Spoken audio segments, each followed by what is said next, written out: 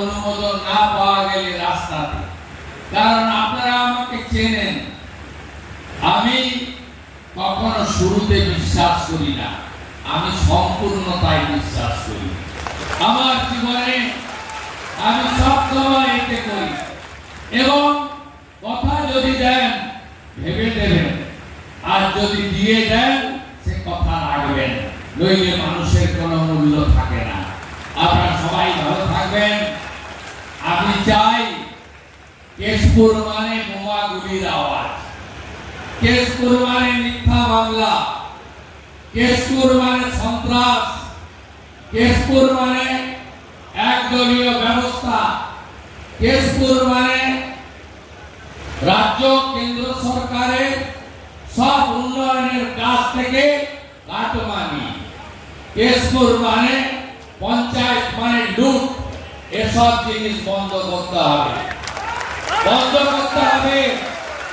কেশপুর মানে ক্ষুদিরাম বসুর কেশপুর, কেশপুরে প্রত্যেকটি বাড়িতে শৌচালয়, প্রত্যেকটি গরিবের বাড়িতে প্রধানমন্ত্রী আবাস, প্রত্যেকটি গরিবের বাড়িতে প্রধানমন্ত্রী সূর্য ঘরে আলো, সোলার আলো।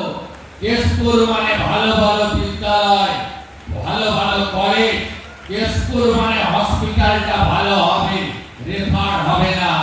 কেশপুর মানে রাস্তাঘাট চকচক করবে, কেশপুর মানে সবাই আনন্দে থাকবে, কেউ পিএম কিষাণ পাবে, কেউ অন্নপূর্ণা যোজনা পাবে, সবাই আয়ুষ্মান ভারত পাবে।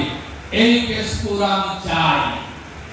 আমি এসপি কে বলে গেলাম, অনেক অত্যাচার সহ্য করেছে, নরেন্দ্র মোদী জিন্দাবাদ বলার জন্য অনেক মানুষ অনেক অত্যাচার সহ্য করেছে। সমস্ত মামলা প্রত্যাহার করবেন, সমস্ত মামলা। এই সামনে যারা বসে আছে এদেরকে জেল খাটিয়েছে মাসের পর মাস। আমি ভুলিনি, কেশপুরে আমাকে সভা করতে বাধা দেওয়া হয়েছিল, মানিনি। আমি বলবো, আমি কিচ্ছু বলিনি।